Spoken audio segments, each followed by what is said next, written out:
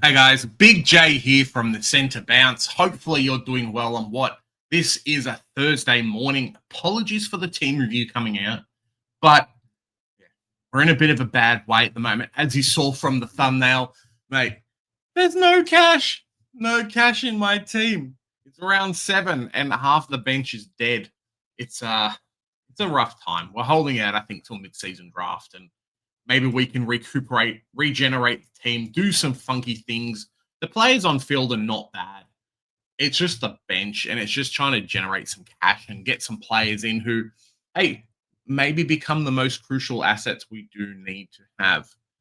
I'll go through the team, go through some projections, some ideas of what maybe I want to do. But I think a lot of it, a lot of it, you guys would deal with it the same way, is just waiting to see who's named. The kind of, if we get a defender rookie, cool, we can do some stuff. If we get a midfielder rookie, that opens up more. If we get DPP rookie, mate, you're laughing. So let's check out the team, have a look how we're doing. Hopefully you guys having an amazing day and your teams are doing better than mine this season, because it is a shocker.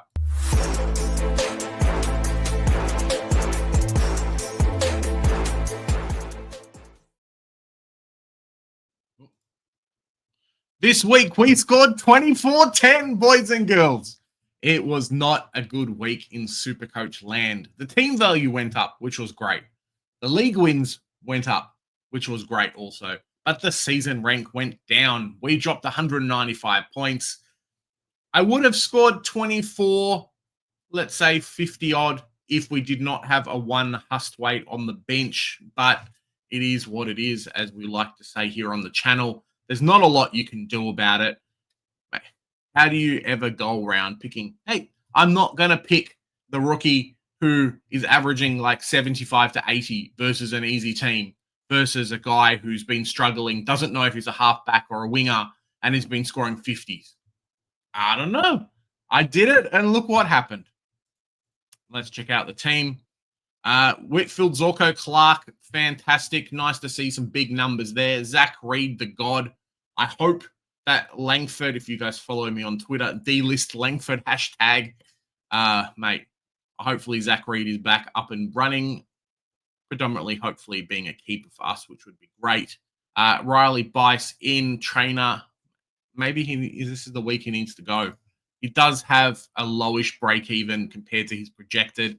He is versing North Melbourne, and you know that we like to give away a lot of points, so maybe that's a consideration there. But he's probably my only avenue this week to an upgrade, potentially, which really sucks. Matt Carroll didn't play, but should be coming back, and nice to have Sard in the team. Got him in at 120. He's made 30K so far. Super low break even, low enough break even, and he should be in the team long term, which is something we love. Brayshaw went big. Thursday night captaincy, vice captaincies have been pretty amazing the last few weeks. We don't have anyone to do it this week. Maybe next week. Let's have a sneaky squeeze. If we had brought in a Bontempelli, potentially a Baz as vice captain, just to have a bit of fun. But we'll see how it goes with the matchups next week. Brayshaw went okay. Nick Dacos alongside Merritt, alongside Jordan Dawson. Mate, this is why you guys beat me by 150 points this week. Last week, I was fine. Dacos went okay. Zach Merritt, big. Jordan Dawson, big. Brayshaw went big. Cool. No worries. We're happy with that. But, mate, all these plotters.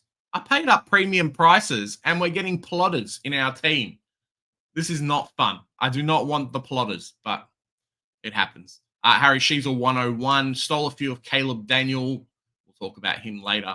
Stole a few of his kickouts and whatnot. So, yeah, it is rough.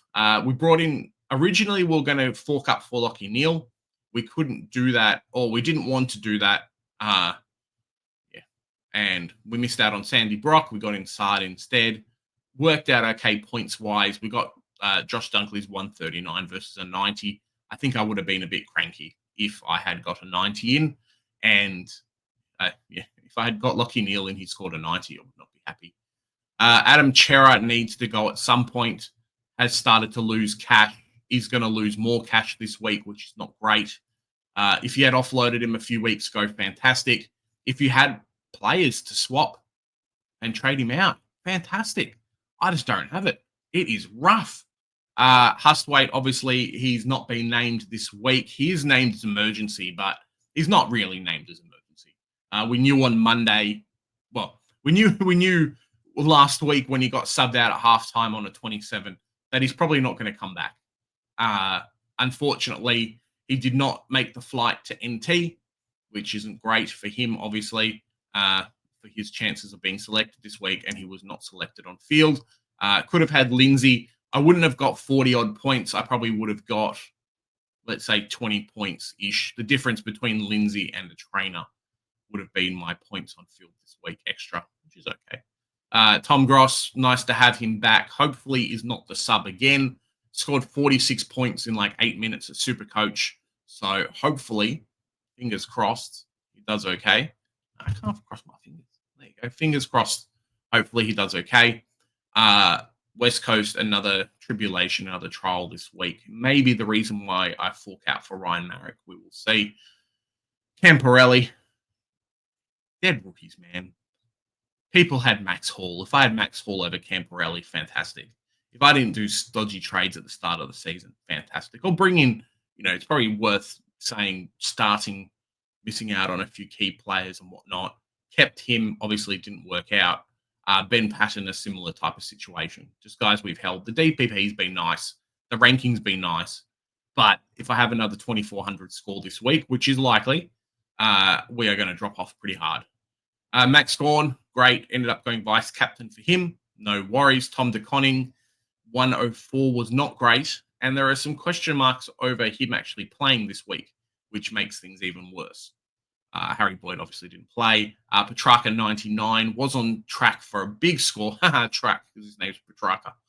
What was on track for a big score, but tapered off at a 99. Baz, 154, very happy. Almost the highest score this week. I don't think anyone could have predicted Zorko 166 versus North anyway. But we did tell you to get him in. I don't think Kadeen Coleman's going to affect him too much. Rankin, 97. Jack McRae, worst game of the season, I believe. 79. And big Caleb Daniel for the first time ever. First time ever. Let's have a quick sneaky look. First time ever.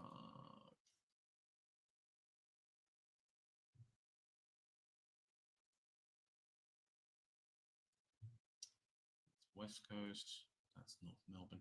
Cool. For the first time ever, Caleb Daniel, almost for this season, has not led kickouts. Has not led kickouts at North Melbourne. Is that a show of the times? Potentially. It obviously led to a poor score. I don't think his score in general was terrible. Let me have a quick look. Oh, nice. North Melbourne almost got the win, which was great too. His score on field wasn't terrible. Disposal efficiency was pretty average. Time on ground wasn't great. Obviously, he had, what are we saying here? Nose rearranged in quarter 3, but came back quarter 4. So potentially that affected some things there, gave away free kick. It's not great. And a lot of you guys were asking on the streams, on the live streams of everything, hey, what do we do with Caleb Daniel? Well, potentially trading him last week was the right way to go. Looks like that. Levi Ashcroft just trudging along. Got a good couple of runs up and still has an okay break even. Should make a little bit of money versus Melbourne this week. And we're very happy to have Josh Dunkley in. That is the team. Oh, and Matt Flynn. Yeah, we don't talk about Matt Flynn. If he plays, he plays. If he dies, he dies. Yeah, so this week is a bit interesting. There's a lot of things we could do, a lot of things we can't do with the side. I love to start upgrading some guys on the bench, get some cash for some guys on field. This is how ultimately the team looks heading into this week without making any trades. Let's say we go captaincy Brayshaw, they're versing GWS, probably won't be him. There's question marks over Big O. So let's say Gorn. Let's just pretend Optimize says, cool, we'll do that and we'll figure it out later. There's not enough on field to really do much. I think I can get away with a Lindsay. Hopefully gets to 350k. offload some cash here. Cool, I get a player in. It won't be a good player, but I'll be able to get a player in. Yeah, that's probably just the situation the team's in. I wish I had a boost. It would allow me to potentially go like a trainer, a Chera, a Daniel up to 2 keepers, and then something, which would be great. But we just don't. And that's kind of been the problem with the last 3 or 4 weeks is obviously the start of the season made a few silly changes to the team and whatnot. And it's kind of set us back a little bit. I was hoping that some of these guys would be the saving grace, potentially a Gross if he's named, but that's about it, really. It's really rough at the moment.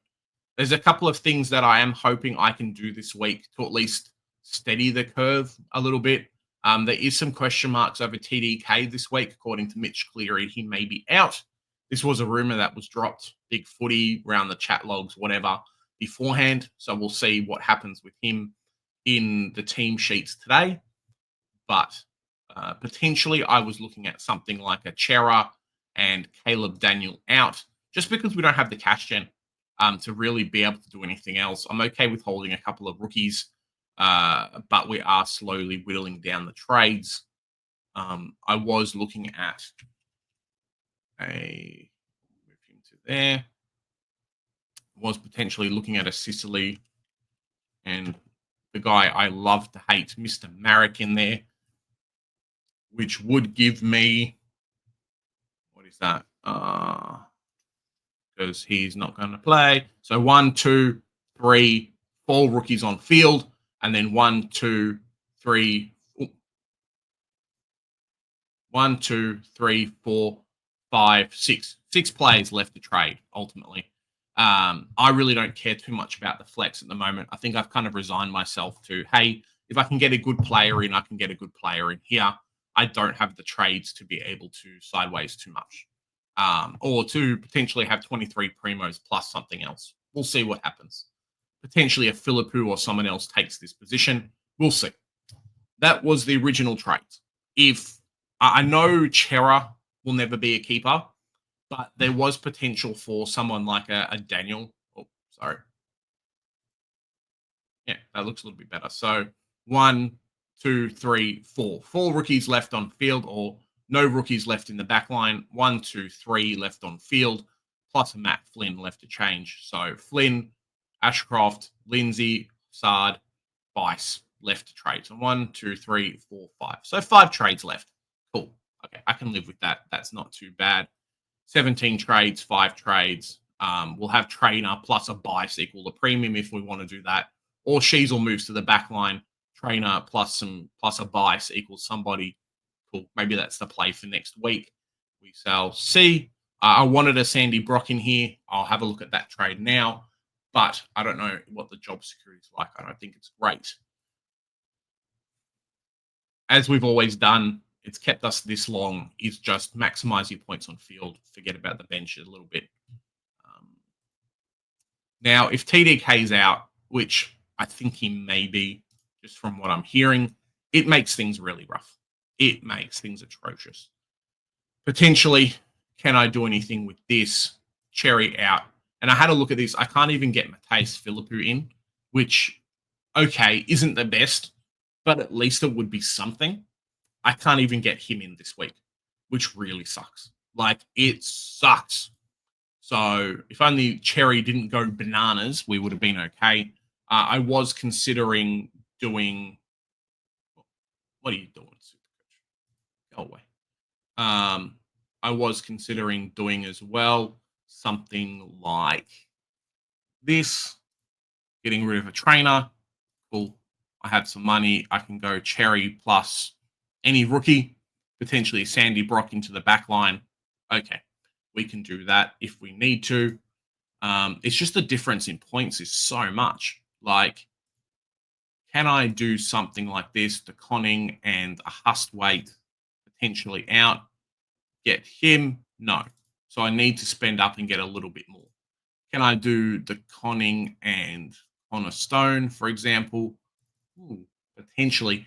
But that's what I'm saying. So even if Boxall is named, I can't get him in.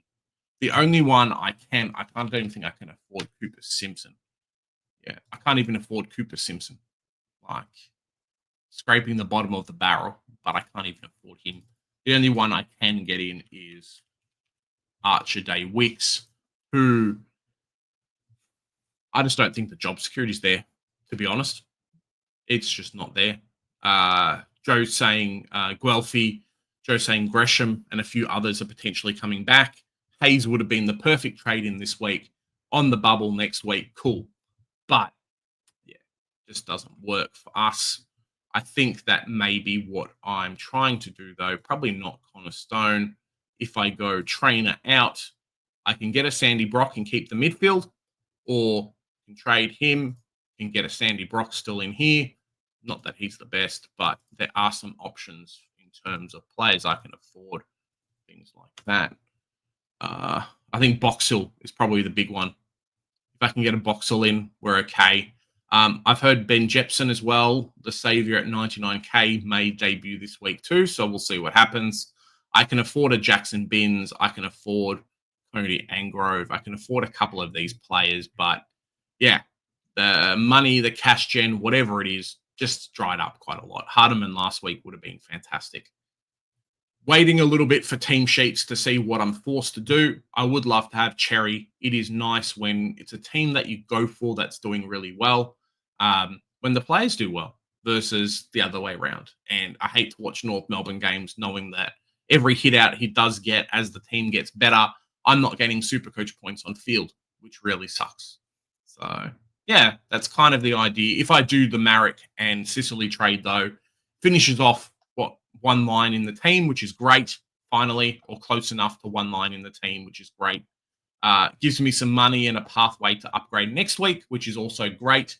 It does mean that Caleb Daniel versus Richmond doesn't happen, but it happens. Cherry owners are going to go massive. And if you had gone Cherry at the start of the season, you're laughing. Or gone Cherry TDK, flip a play around and do some funky stuff.